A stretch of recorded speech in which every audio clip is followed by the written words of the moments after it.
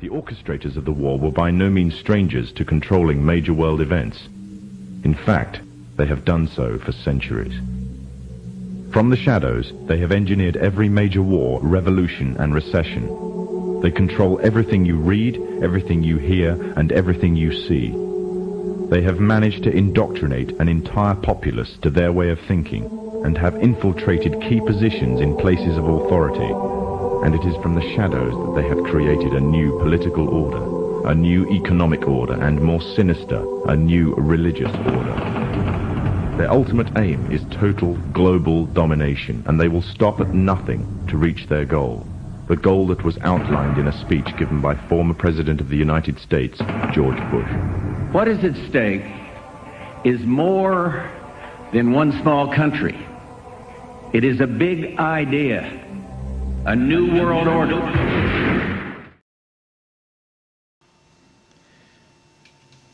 فأعوذ بالله من الشيطان الرجيم بسم الله الرحمن الرحيم ونزلنا عليك الكتاب تبيانا لكل شيء وهدى ورحمة وبشرى للمسلمين صدق الله العظيم.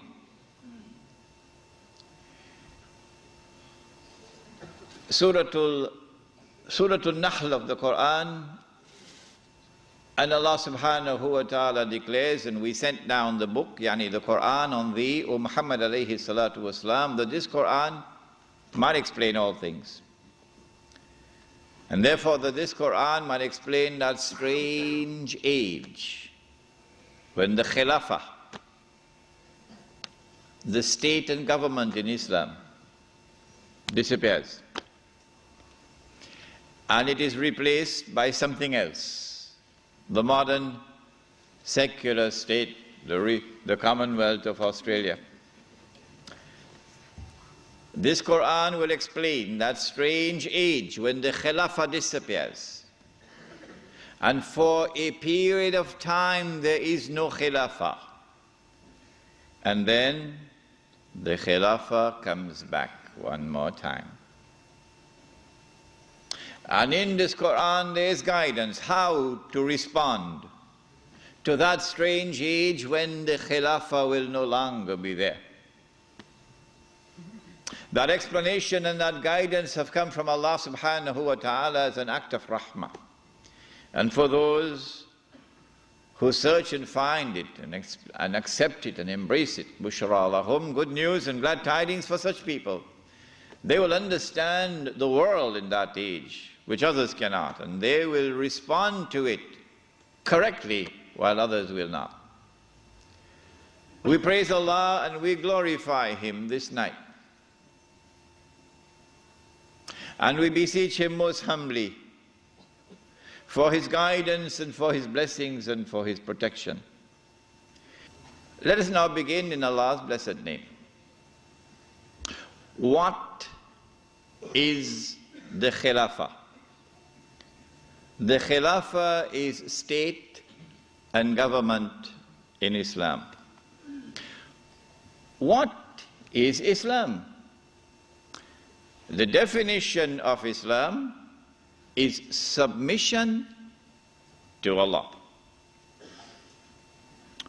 What is submission to Allah? Submission to Allah is submission to Allah as Al-Malik. In some translations in English you find Malik as king. No. We don't want that translation tonight. We're dealing with political terminology here tonight. And so Al-Malik is the sovereign. Now that's a word you'll understand. Sovereign. Lahul Mulk, sovereignty belongs to Him. And so to submit to Allah in Islam is to submit to Allah as sovereign who possesses sovereignty. To submit to anyone else as sovereign, to declare that anyone else possesses sovereignty is to say goodbye to Allah. Did you hear that? To submit to Allah is to submit to Allah as Al-Akbar, And he reminds you that he is Al-Akbar. Because every time you perform salat, you cannot move in salat without Allahu Akbar. Al-Akbar is the one who has supreme authority. And so the Khilafah is a state and government which submits to Allah's authority as supreme. For a Muslim to submit to anyone else and recognize his authority as supreme is to say goodbye to Allahu Akbar. Islam is to submit to Allah as Al-Hakam. The 99 names, this is one of them. Al-Hakam is the lawgiver, who not only gives the law, but his law is the supreme law. And when he makes something haram, it must be enforced as haram. And when he makes something halal, it must be enforced as halal. And so anyone who submits to any law other than Allah's law as the supreme law has said goodbye to Allah subhanahu wa ta'ala as Al-Hakam. This is called, in the political terminology of Islam, this is called shirk. When Fir'aun declared, and of course everyone knows what Fir'aun said, Ana Rabbukumul A'la, I am the one who is sovereign. I possess sovereignty. That was shirk. When he declared, Ana Rabbukumul A'la, I am the one who possesses supreme authority, that was shirk. When he declared, Ana Rabbukumul A'la, my law is the supreme law in the land of Egypt, that was shirk. And Allah punished him with terrible punishment for his shirk. This then was the Khilafah, a system of state and government in which Muslims could submit to Allah subhanahu wa ta'ala as Al-Malik, as Al-Akbar, as Al-Hakam. The Khilafah was destroyed. Who destroyed it? Why did they destroy it? How did they destroy it? When did they destroy it? What did they replace it with? With what was it replaced? And what is its destiny? These are awesomely important questions which very few can answer today. There is a book outside which was not written as an attack on a religious movement, the Wahhabi movement, no. It is entitled The Caliphate, the Hijaz, and the Saudi Wahhabi nation state. It's outside. And it answers all of these questions. Now then, let us begin the lecture as to who destroyed the Khilafah and why did they destroy it and how did they destroy it. When you read this book, Jerusalem in the Quran, and when you listen to the lecture next Monday, then you'll know that the Jews had in their heart, as they still have to this day, this conviction that it is their destiny. Even after Allah subhanahu wa ta'ala had expelled them from the Holy Land. Even after they had lived in the wilderness for 2,000 years. It is the conviction in the heart of the Jews that it is their destiny to liberate the Holy Land of non-Jewish rule. To return to the Holy Land not as tourists, no. To return to the Holy Land to reclaim it as their own. For 2,000 years the Jews had this conviction in their heart that one day this will happen. To restore in the Holy Land the state of Israel, of Nabi Dawood alayhi salam and Nabi Sulaiman alayhi salam. And that the golden age will come back one more time. The golden age, when that state of Israel, of Nabi Dawood alayhi salam and Nabi Sulaiman alayhi salam, was the ruling state in the world. That age will come back one more time. And so the state of Israel, when it is restored, will eventually become the ruling state in the world. This was the conviction of the Jews. You and I, from the Quran and from the Sunnah, from the Hadith of the Prophet ﷺ, we would know about the magnificent deception of Al-Masih al-Dajjal, who liberates the Holy Land in 1919, liberates the Holy Land of non-Jewish rule, who brings the Jews back to the Holy Land, not as tourists, but to reclaim it as their own, between 1919 and 1948, who restores a state of Israel in the Holy Land in 1948, and convinces the one-eyed Jews that this is the Israel of Nabi Dawood alayhi salam and Nabi Sulaiman alayhi salam, but of course it is not, it is an impostor. But they accept it and they embrace it. And that this Israel is about to become the ruling state in the world, replacing the United States of America. Those who differ with me, who say, well, we never read this in our books, where did he get this from? This must be false. My answer to them is just wait and see. Just wait and see. If this is to be accomplished, and the golden age of the Jews is to return one more time, and they are to rule the world, how will they do it? They will need globalization to bring all of mankind together as one global society. And they need to demolish the Ottoman Islamic Empire, which stands in their way.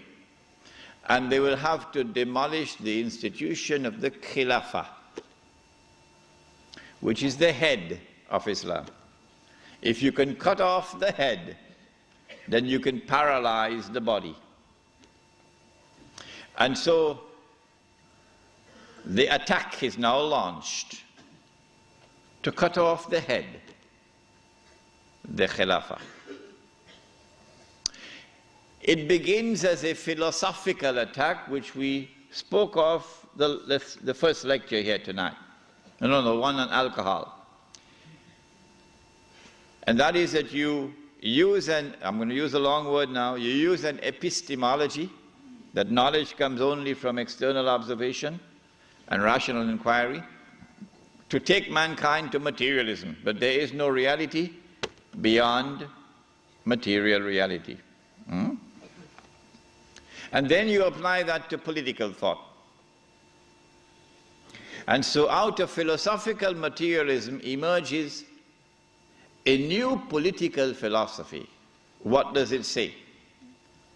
Since there is no reality beyond material reality, we can no longer collectively recognize sovereignty up there So sovereignty must now be relocated down here. The people are now sovereign.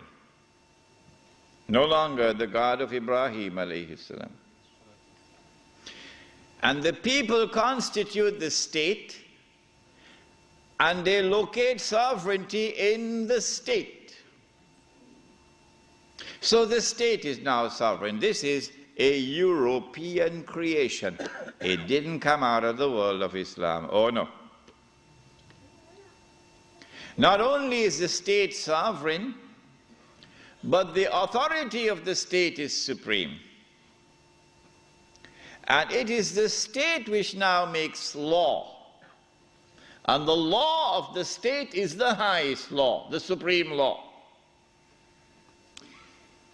But more than that, the God of Abraham alayhi salam could make something haram. But we, the state, can change that and make it halal, meaning legalize it. If I am wrong, get up and correct me. Get up and correct me. We can change it and make it halal, meaning legalize it. And that is what Europe proceeded to do. Everything that Allah had made haram, they made it halal. There's nothing left now. When they declared that sovereignty belonged to them, not to Allah, that was shirk. It was shirk for Fir'aun, it is shirk for them. When they declared that the authority of the state is supreme, that was shirk. When they declared in Articles 24 and 25 of the Charter of the United Nations Organization, which I believe the Republic of Iran has not read as yet. When they declared in Articles 24 and 25 of the Charter of the United Nations, which the Republic of Iran, the Islamic Republic of Iran has not as yet read, what they declare? That the authority of the Supreme Council of the United Nations, is that what it's called? Security Council, sorry. Security Council. That the Security Council of the United Nations is vested with supreme authority in the world, in all matters pertaining to international peace and security. That was shirk.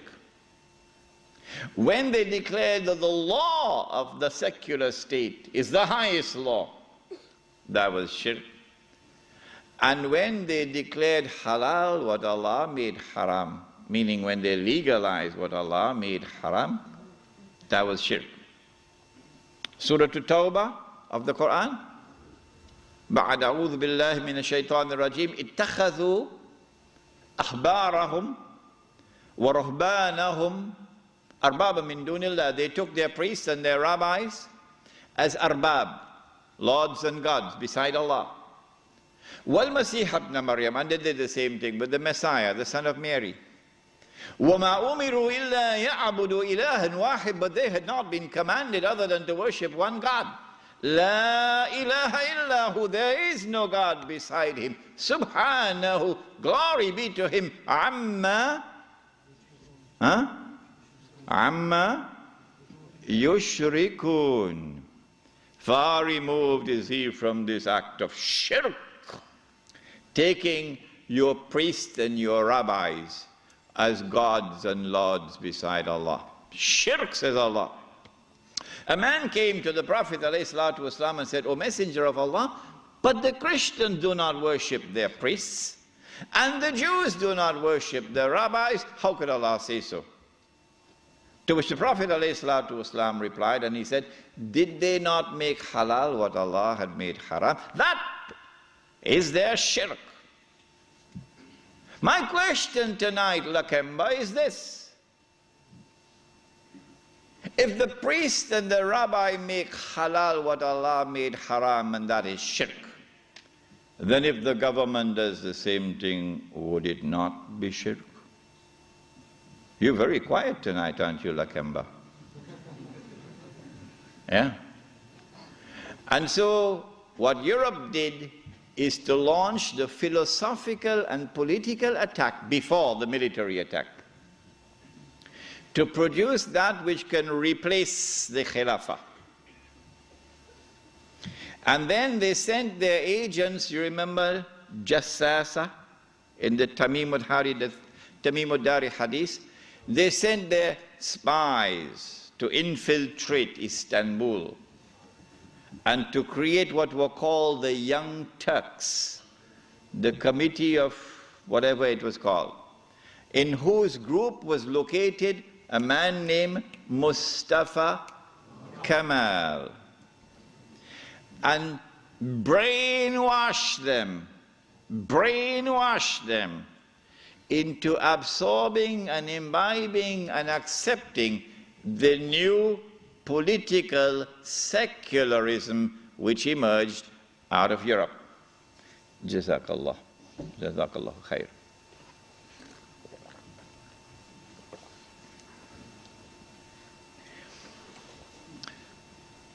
Then came the actual military attack.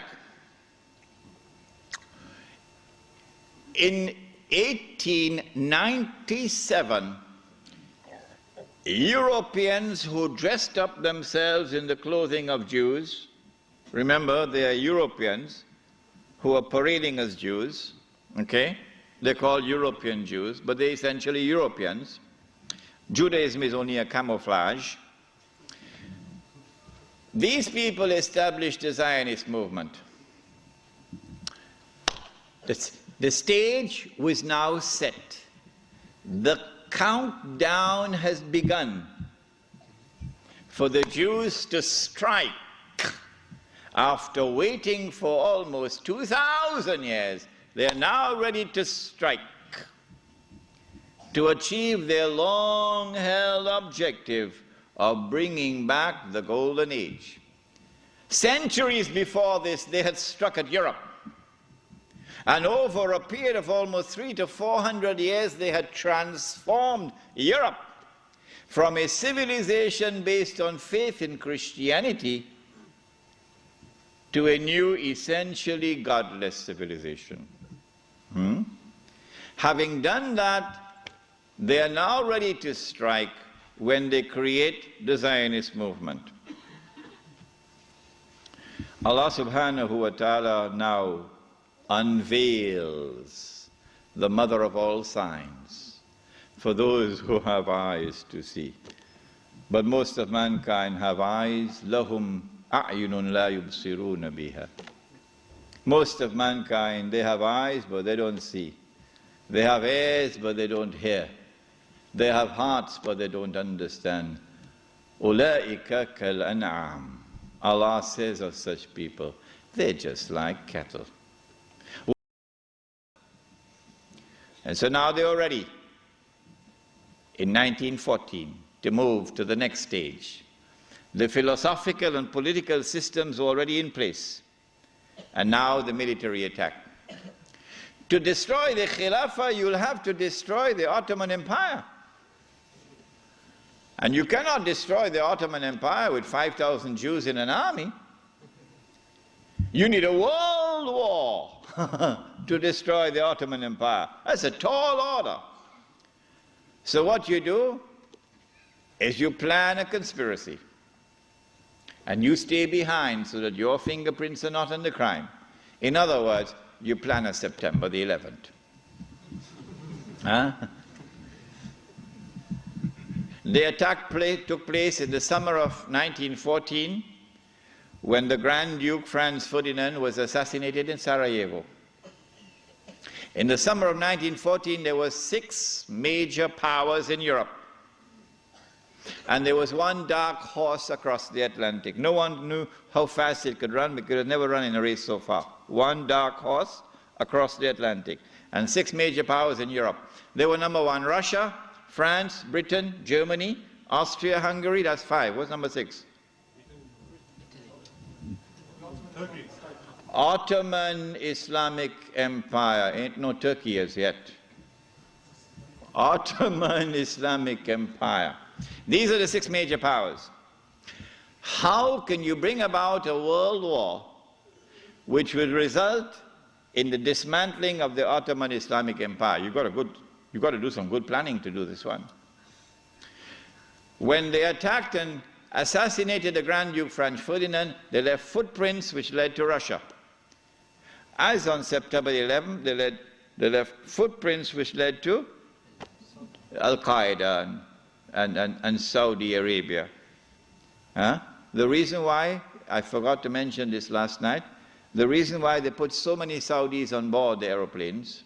You remember I told you about the Saudi who went to his government? He says, listen, I've heard in the newspapers and on CNN that I'm dead.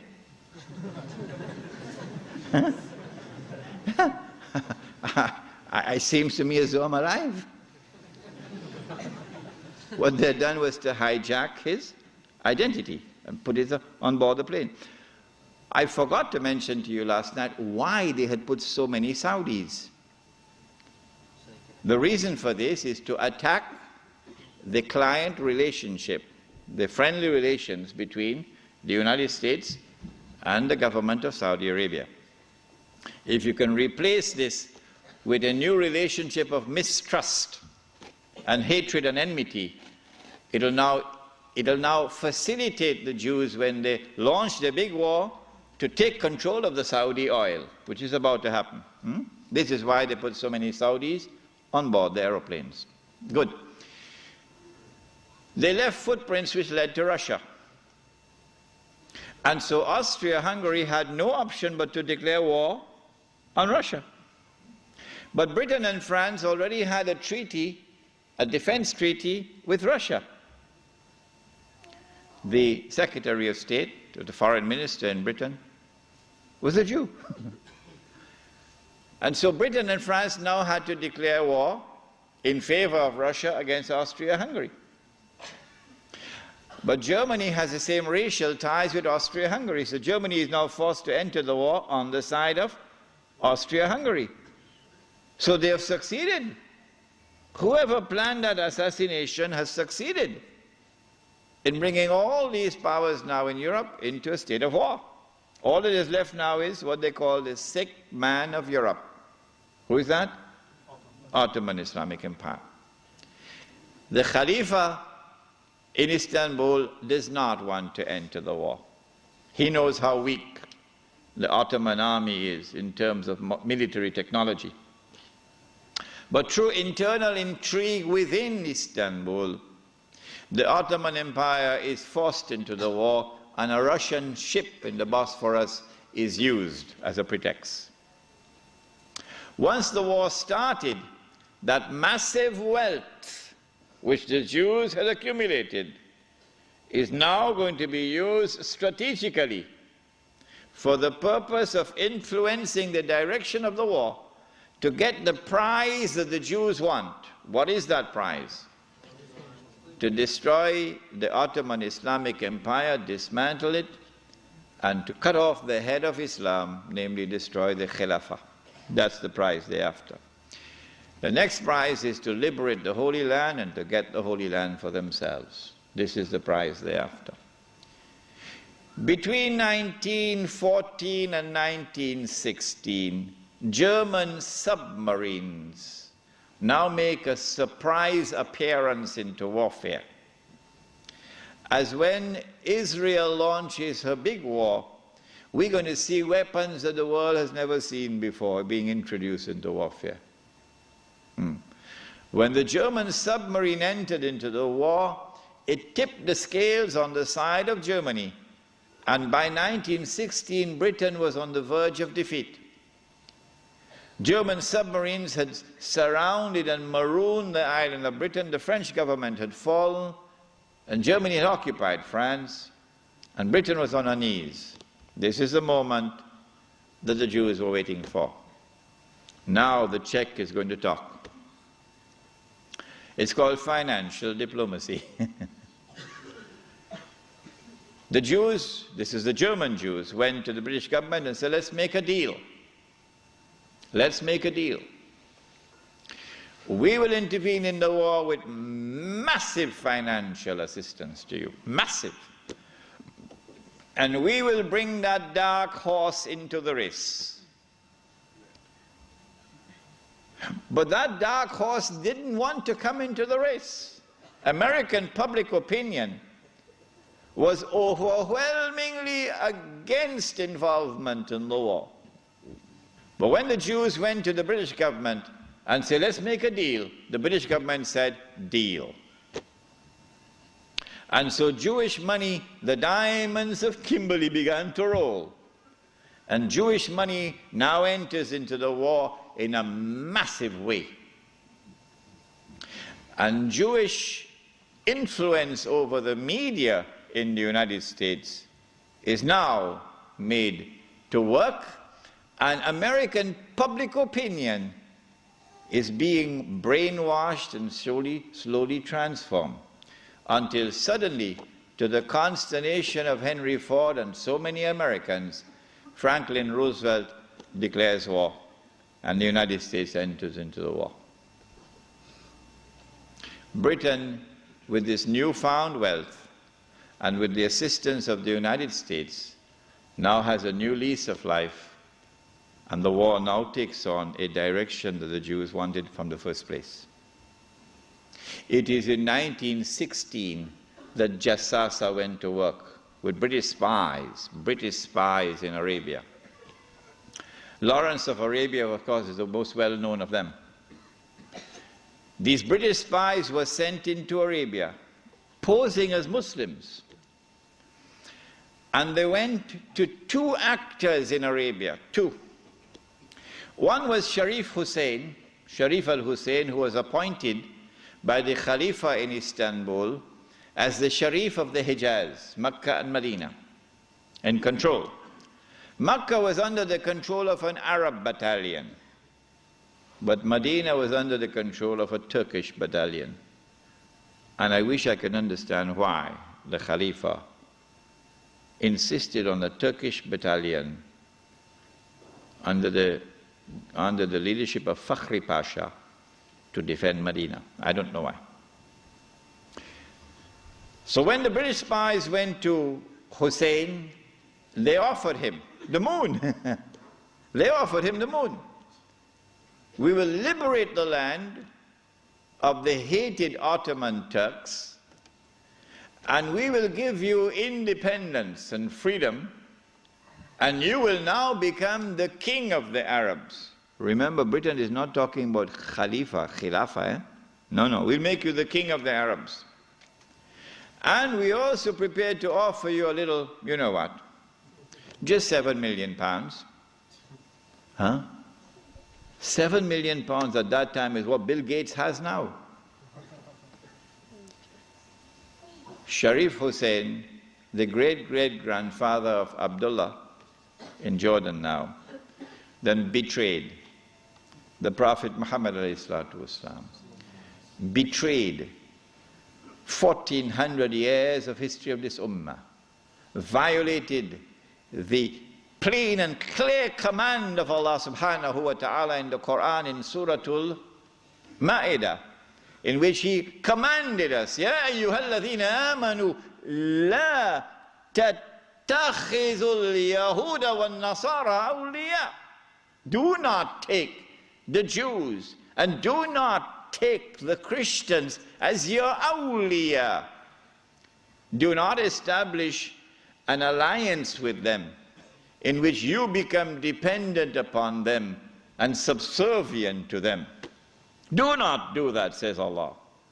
بَعْدُهُمْ أَوْلِيَاءُ بَعْضٍ. They are protecting friends of each other. وَمَنْ يَتَوَلَّهُمْ مِنْكُمْ فَإِنَّهُ مِنْهُمْ. Whosoever from amongst you turn to them for that kind of an alliance, you no longer belong to this ummah, you now join them. Inna Allah la yahdi al-qawm al-zalimin. Surely Allah will never provide guidance for a people who commit such an atrocious act of wrongdoing. And this is precisely what Sharif Hussein did, and what all his descendants from that day to this day have been doing. But the chickens are coming home to roost now for Abdullah. And the chickens are coming home to roost for Abdullah. When Mr. Bush attacks Iraq, then you're going to see Abdullah's suitcases at work. Yeah. They're all packed already, you know. They're all packed already. As soon as Mr. Bush attacks Iraq, you'll see where Abdullah is going to be heading for. Sharif Hussein now accepts 7 million sterling pounds and enters into a military alliance with Britain and declares himself independent of the Ottoman Khalifa. Once the Khilafah in Istanbul had lost control of Mecca and Medina, had lost control of the Haramain, had lost control of the Hajj, you pull the carpet, you pull the rug from underneath the feet of the Khalifa. His Khilafah is now losing legitimacy. Can anyone be Khalifa? Can you appoint a Khalifa here in downtown Lakemba? Can Mullah Umar have been recognized as the Khalifa? No, why not? Because when the Hajj comes, Amirul Mu'mineen Mullah Umar will have to apply for a Saudi visa to perform the Hajj. Huh? And if the Saudis reject the visa, the Khalifa can't perform the Hajj. All right? And so the British calculated, if we can wrest control of the Haramain and the Hajj away from the Khalifa in Istanbul, then the legitimacy of his Khilafah will begin to crumble. And so this was 1916. The British spies then went to the second actor in the Arabian Peninsula. I mean, Britain has a PhD in deception. If you want to destroy the Khilafah, okay, you have to make sure that it cannot be restored.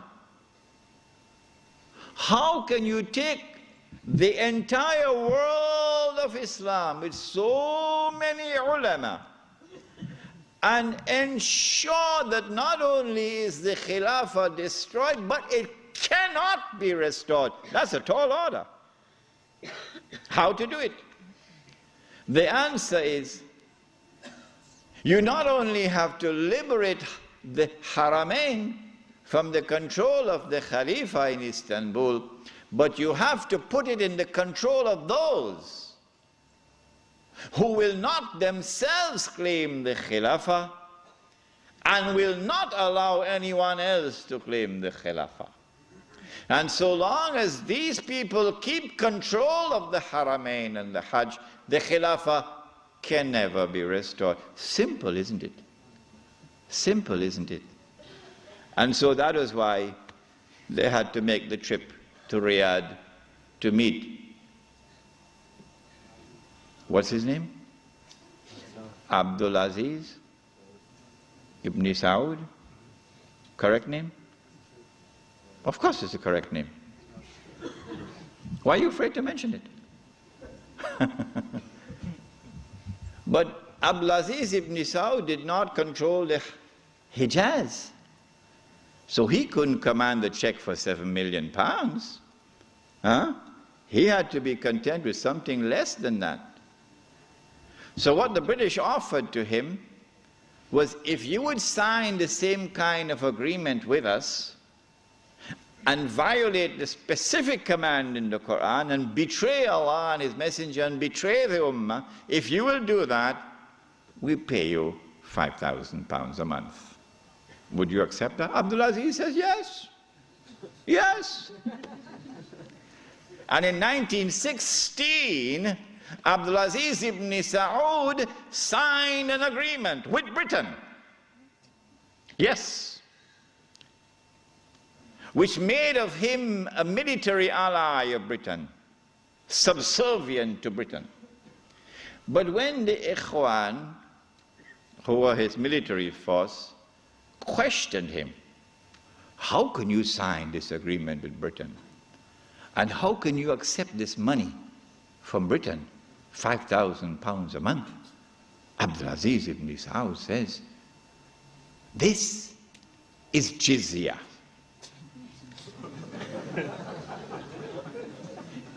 Jizya is what they pay to me because I control them. It was dust in their eyes and they swallowed it. And so Abdulaziz ibn Saud got away with it. Massive betrayal, and a very dangerous plan is now in place. As soon as the Khilafah is destroyed, that Abdulaziz ibn Saud will be given what is known as the green light, something that Saddam Hussein knows about, the green light. And then he will attack and take control of the Haramain. And when once he does that, he won't make the mistake of ever claiming the Khilafah for himself. And he will never allow anyone else to claim the Khilafah, because no one else can take the control of the Hijaz and the Haramain from them, because they are supported by Britain. And so goodbye to the Khilafah. It's gone. It can never be restored. Never, never, never be restored. So long as Britain and the United States of America underwrite the security of the Saudi state, you can never, never, never restore the Khilafah. By 1919, the Ottoman Empire was in shambles, falling apart.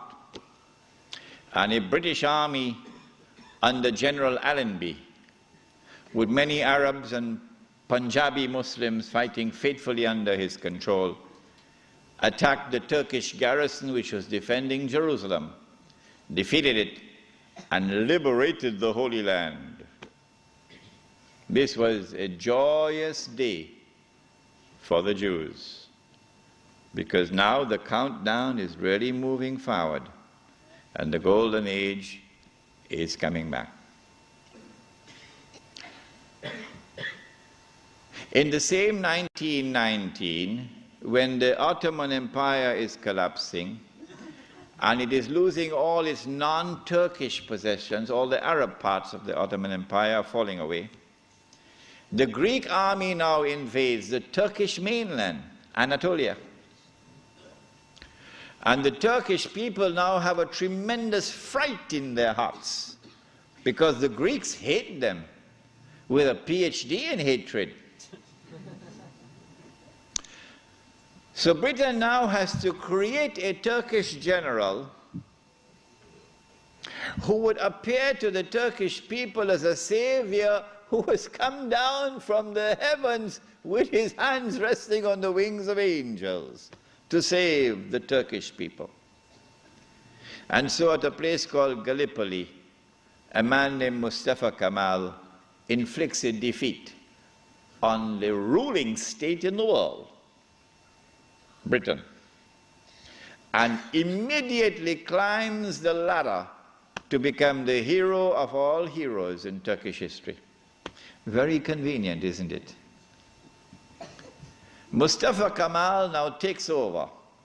He is in fact de facto ruler over the Ottoman Empire, and the Khalifa is just a piece of furniture.